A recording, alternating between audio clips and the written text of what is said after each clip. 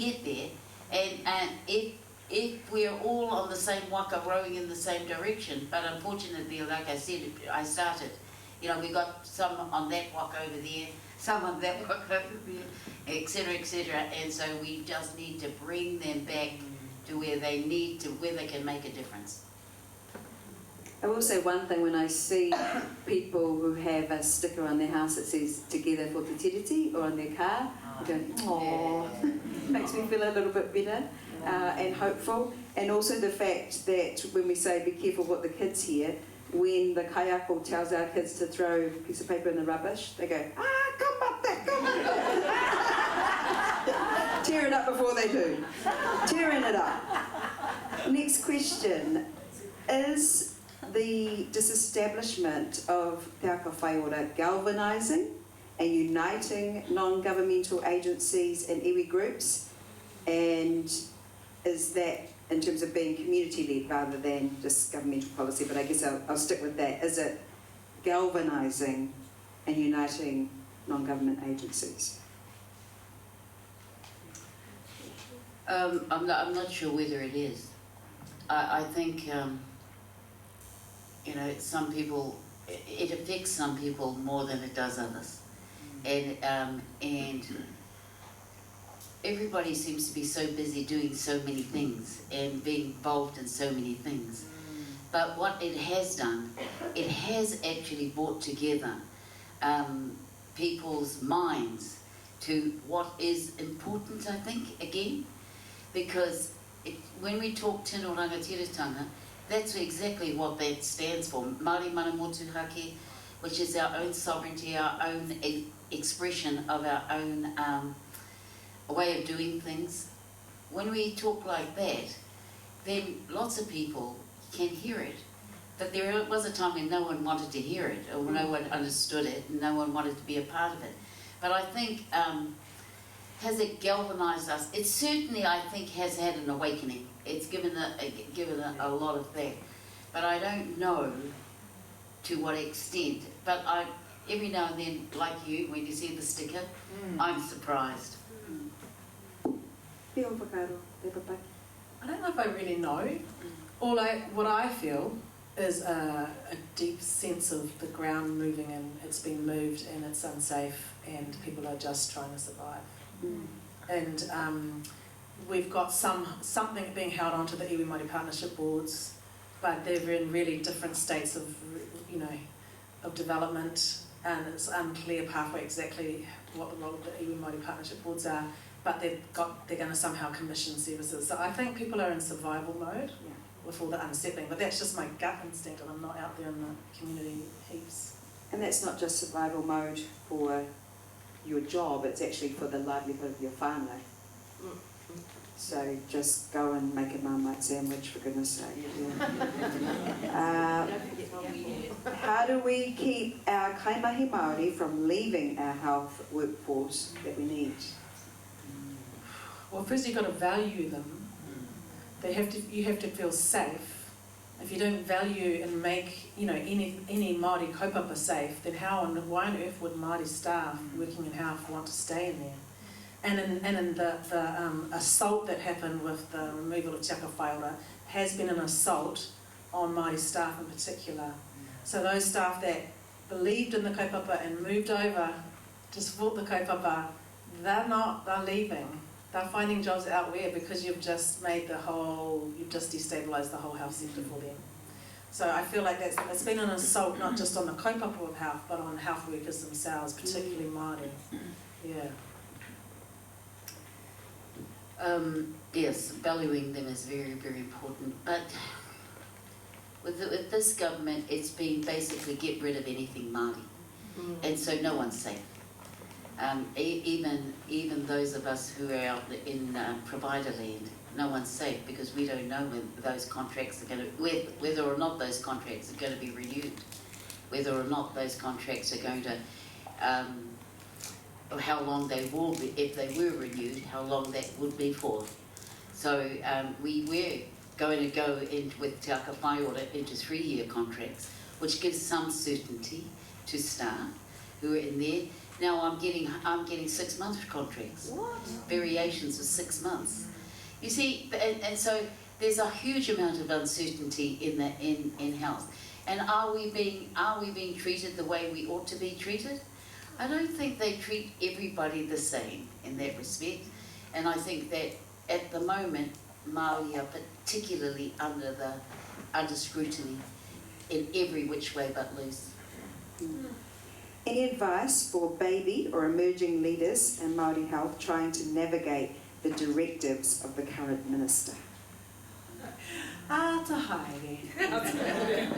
Masterly inactivity, something I learnt at med school. Go slow.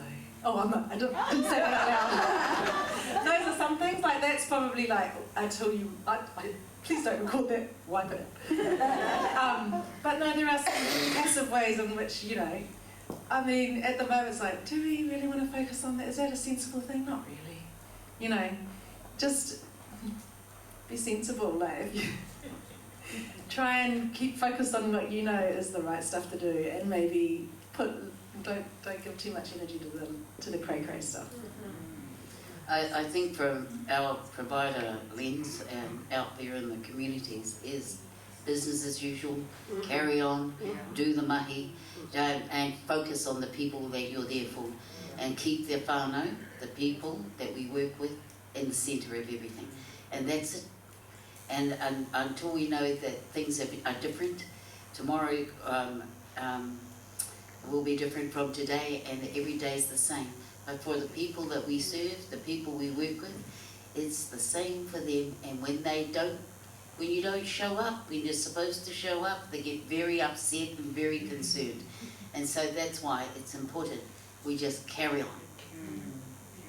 Now this is a question that has been written for Lady Moxon. How can tauiwi and iwi best influence, even though I know you said don't bother, the current Minister for Māori Crown Relations, Tamapōtaka? What are his drivers? Well, I would say that he said it himself when Julian Wilcox interviewed him. And did any of you see that interview with him?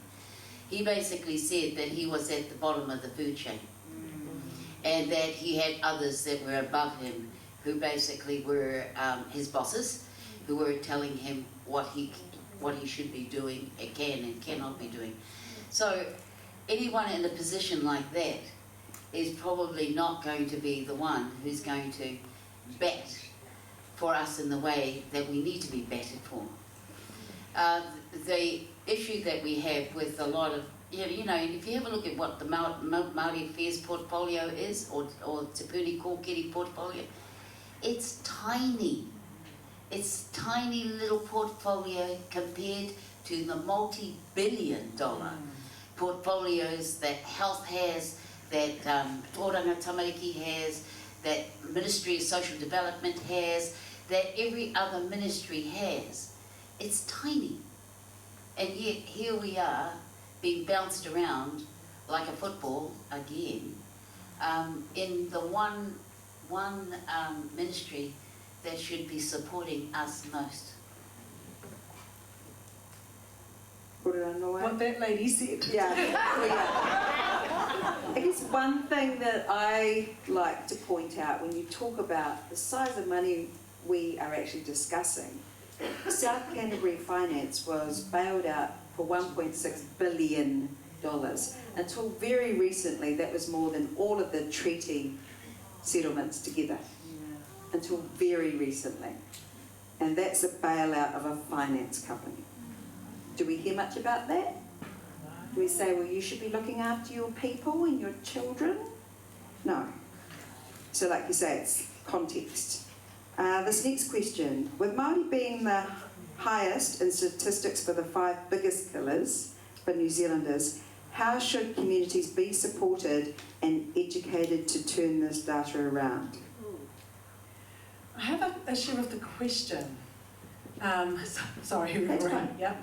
And that the solution that you put up in that question is something about the communities not being educated or not having a level of intelligence to know what they need to do.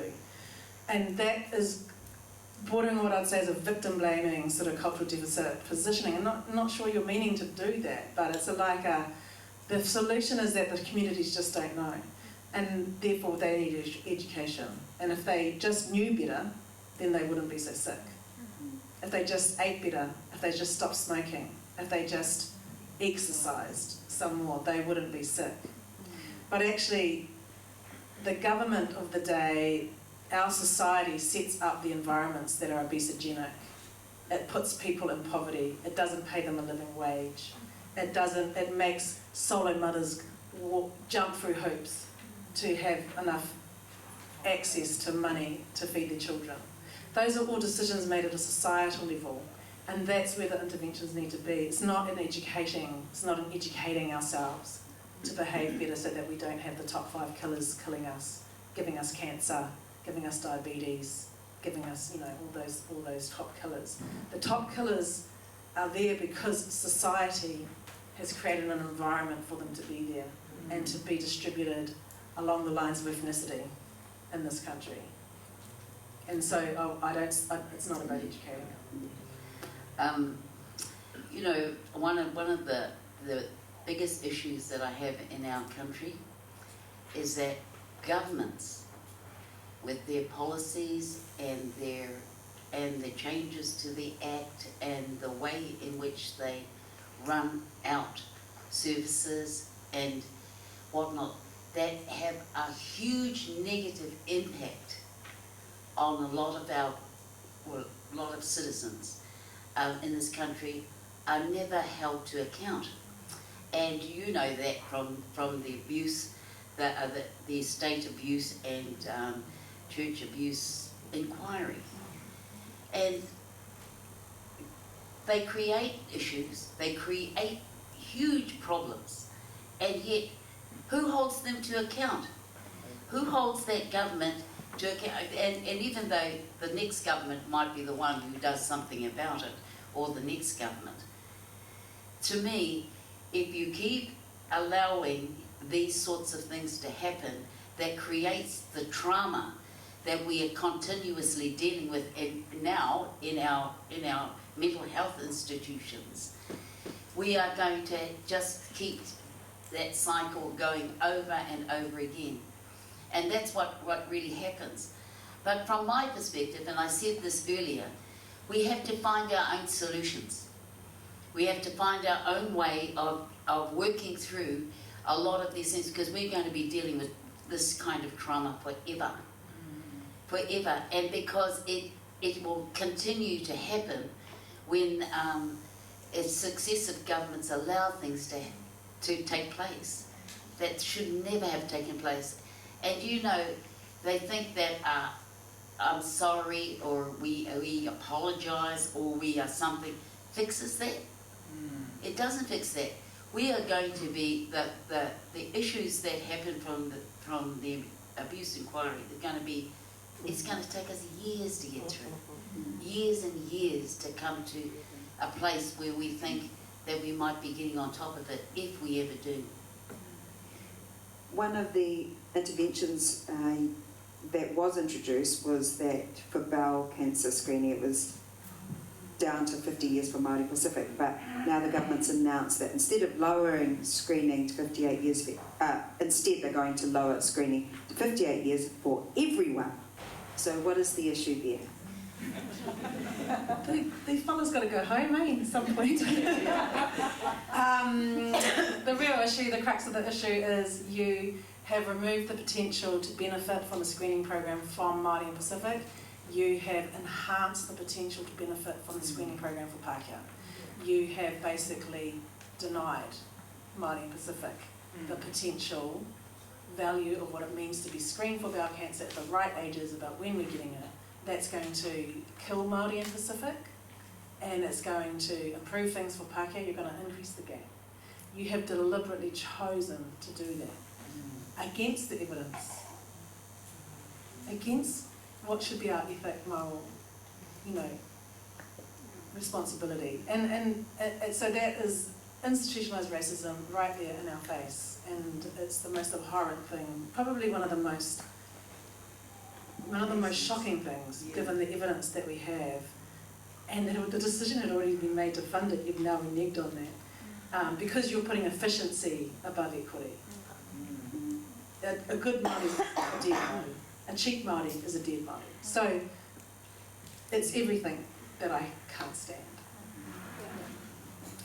And yet, I remember that clearly being a campaign line from the national government that they would be evidence-based. There's nothing evidence-based about that decision. Well, okay, stop. Evidence is evidence is evidence. It doesn't, we speak for it.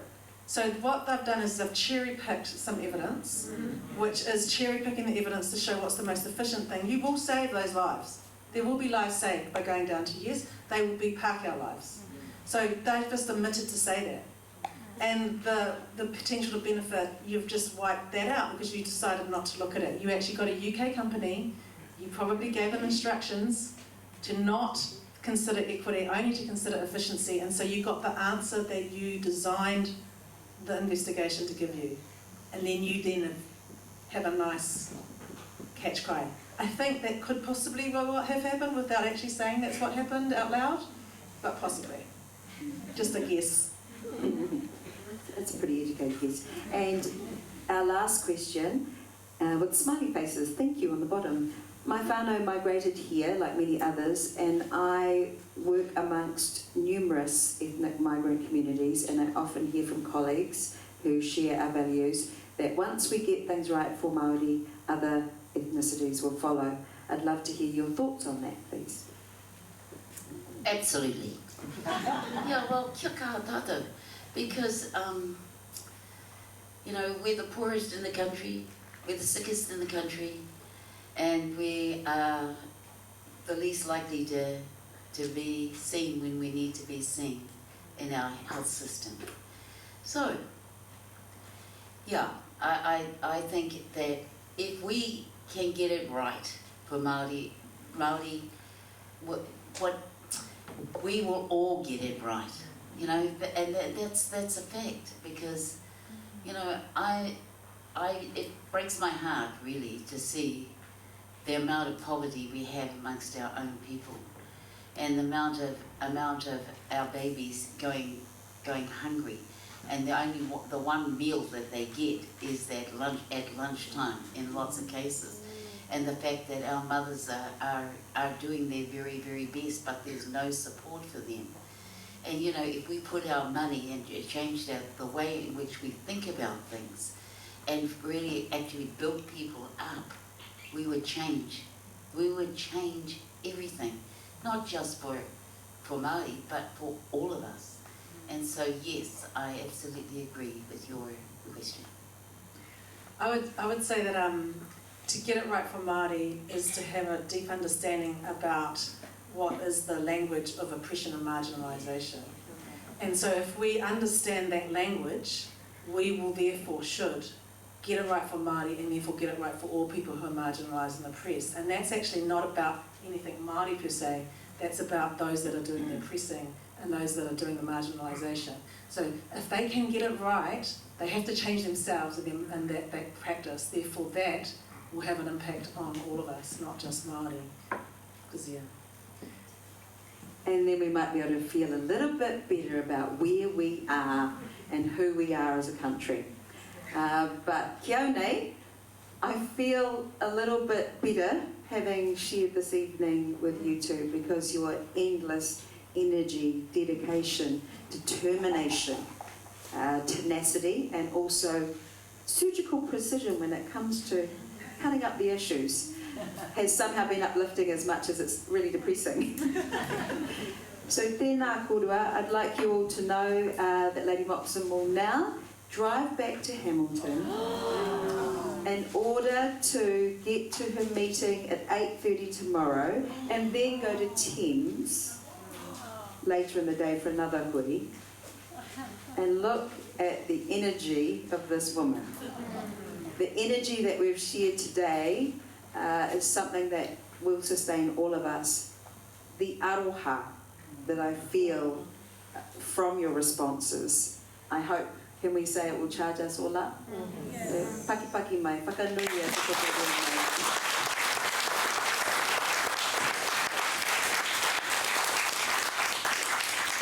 And I'm sure that both of you appreciate the fact that so many people have chosen to be here tonight. Tēnā rā koutou katoa. Thank you for caring. Thank you for being champions and advocates in your own way, and I know that you are. We can trust you to do that. And so now I will close with a karakia to close our kaupapa and close our wānanga and send you off safely. Although I'm sure your car drives itself to Hamilton pretty much now. Te whakaeatanga e, te whakaeatanga e. Tēnei te kaupapa kāia, tēnei te wānanga kāia. Ko te mauri o te kaupapa ka whakamoia, ko te mauri o te wānanga ka whakamoia. Ko a kirunga, ko a kiraro. Haungie, hui e! Tai e! Mauri o te kia whātai.